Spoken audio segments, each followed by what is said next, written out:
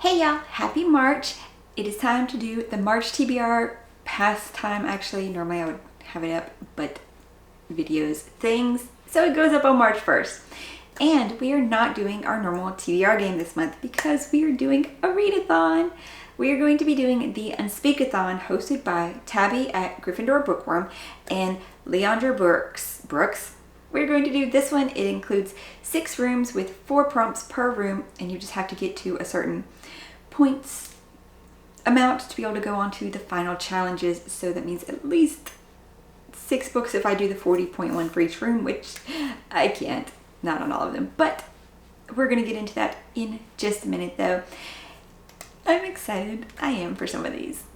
For more information though about the rules and actual breakdown of each room and prompt, check out either of their videos that are linked down below to their channel, because they worked really hard on all of this.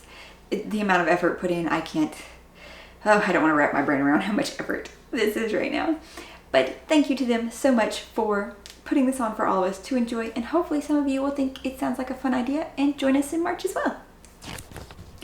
The way the readathon works is really you can go to any of the 6 rooms in any order. I'm going to go just in order of how they numbered them 1 through 6, but when it comes time to start, I'll have to pick from a list of papers to see which room comes up first. So reading order is subject to be wherever. Normally when I do my TBRs, I'll read in the order that they roll, unless something I have to wait on the hold from the library. But room number 1 is the love room. For this one, I chose the 30-point prompt, which is read a book that your loved one chose. And this is the Percy Jackson book 1 by Rick Riordan. My son has been like, Mom, you gotta start these. Mommy, start these books. I want you to read these books with me. He's almost to book 6 now. So I'm gonna finally start book 1 and, see what he likes so much about them. I'm just glad he's enjoying them, and maybe he'll move on to some of the other series that he has created. Did I say that right? I don't know. But the first one, we are introduced to our demigod Percy as he's finding out he is a demigod and going off to Camp Half-Blood, and the adventure that ensues there with the Lightning Thief. Also in the love room is the 40-point prompt, which is a book that is most loved, or one that has won the Goodreads Choice Awards. Wow, too many ones. Okay, for this one, I'm going to do Ninth House by Leigh Bardugo, which sequel came out recently, Hellbent, and that's how I first really heard about it. I mean, I kind of heard about it before. This one, we are following Alex Stern as she gets into Yale, and the person who is kind of backing her to be able to get into Yale wants her to work for them to investigate the secret societies there. And apparently it is supposed to have magic-y things happening with these secret societies. So it sounds really interesting, and this is an adult one, so I'm gonna try it. The next room is the brain room, and in this one, also the 30-point prompt, which is a book with memory loss, and I can do my unplugged book with this one, which is The Sleepless by Victor Manebo. In this one, something has happened to the world. A pandemic causes a quarter of the world to permanently lose the ability to sleep without any apparent health implications. And our main character is one of these sleepless, and he's also a reporter. Something happens with his boss though, and he is trying to figure out what happened and why he can't remember certain aspects of how he became sleepless. Like apparently his sleeplessness is not the same as what normal people have.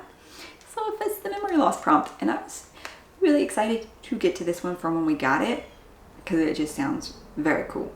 And our 40-point prompt in this one was different, and I totally didn't understand it at first, but thankfully Tabby's video kind of gave a hint explaining it. It's 4 plus 2 times equal, well, not even equals, but 350p in the parentheses. So it's just a book with 350 pages, and you're supposed to figure it out what the 4 plus times 2 is. So I did 4 shelves up and 2 books over, and I had to go from this side because I'd already read the one on this side, and I didn't want to try to put any rereads in too much. And so that left me to The Tower of Swallows, which is the 4th book in the Witcher series. And then this one, the world has fallen into war. Ciri, the child of prophecy, has vanished and is hunted by friends and foes alike as she has taken the guise of a petty bandit and lives free for the first time in her life. Wait. Okay, I went to Goodreads to make sure that I hadn't read this one. I don't think I've read it because the stupid sticker's still on it. I guess we'll find out when I start it, and I hopefully it can still work for this prompt. I don't think I've read it, but the back of the book though. Next up is this space room. In this one, I don't know. It seems like it might just be the 20-point prompt with planets on the cover, but it might also be able to work for the 30-point prompt where they travel, but a character travels between worlds. I'm not sure yet because I don't know if our characters are ever on Earth and then they travel to this other planet for the Children of Time. But it finally gives me the chance to start it, and this was such a chunky book. Gosh, it's such a chunky book. And it's because it's like the last remnants of the human race left a dying Earth, desperate to find a new home among the stars. Following in the footsteps of their ancestors, they discovered the greatest treasure of the past age, a world terraformed and prepared for human life. But all is not right in this new Eden. In the long years since the planet was abandoned, the work of its architects has borne disastrous fruit. The planet is not waiting for them, pristine and unoccupied. New masters have turned it from a refuge into mankind's worst nightmare. So see, maybe we start on Earth, and then we get to this new planet. So it could be the 30-point prompt. Or my hold from the library for Hitchhiker's Guide to the Galaxy could come in. And that one is definitely planet hopping. And then there's both of them. I don't know. I just really want to start this series. And I hope I like it because I bought all 3 of the trilogy. The next room is the time room. And in this one, I went with the 30-point prompt again, which is a book with a dual timeline. And in this one, I get to start another one that I've been thinking about starting for a while, and that is Vicious by V.E. Schwab.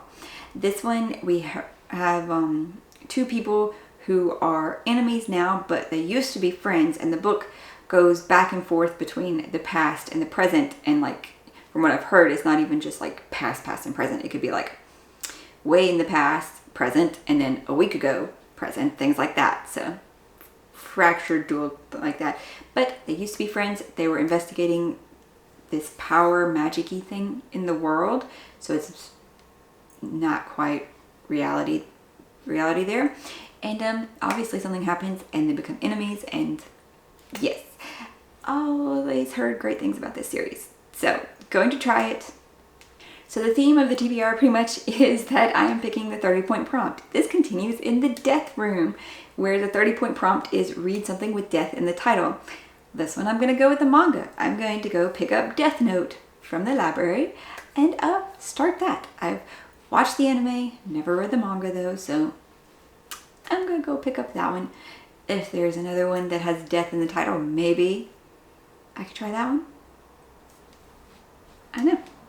And the last room is the prophecy room.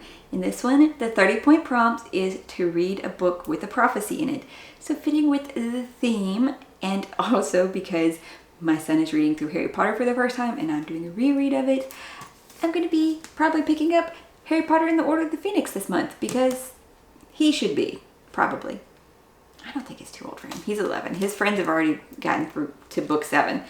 So we should be reading this one to continue with it. As you know, they go to the prophecy room in this one. I think it fits.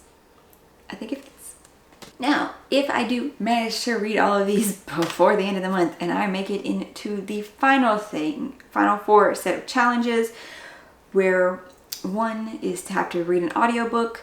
I don't know what that one's going to be yet, but I have a bunch saved in my script to be able to start. Because no physical copy allowed, so just an audiobook. Another one is to be able to have a locked room trope. I have no idea what that one's going to be yet either. Prove your loyalty. Go to your local bookstore or library and find a new book. That seems easy enough. And the fourth one would be to, can you put in the research, which is to go back and do another of the 40-point prompts. So I would just do the one from the Love Room about getting a Goodreads Choice Award winner. So that way I could do Red Rising by Pierce Brown because I've heard amazing things about this series. And you know, it does have lots of installments. Well, not lots. It's got like 5 installments, I think, with another one coming out soon.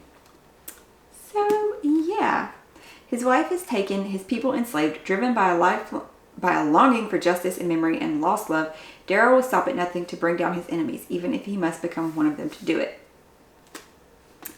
So yeah, this takes place on Mars, where there is class systems of people, and he is from the lower slavey class that is supposed to be helping humanity by terraforming the planet, until, you know, he learns that they're just slave labor working for nothing at this point. Also in March, for the Aurelium Readathon, for the adventure thing that she put out, a little thing we could do every month, prompts. March is Fight a Giant, which is to read a book which is more than 500 pages. I have at least 2 options for that. Plus, I want to continue the ACOTAR, where I'm almost at A Court of Silver Flames. So I want to actually knock that one out. I know it's bad. I don't know where I'll fit it in. I really don't. But I want to before, because I mean, I already listened to all of them again, so might as well, you know, do that one too. And I need to read a nonfiction to fit my goals that I said every quarter I would read a nonfiction, and I haven't yet. And I need to read an arc next month for April. There's so much. But we will find a way, right? We will find a way. A lot of these are not huge, especially like the Percy Jackson. That should go really fast. The good thing about middle grade is it should read easy and fast. Fingers crossed.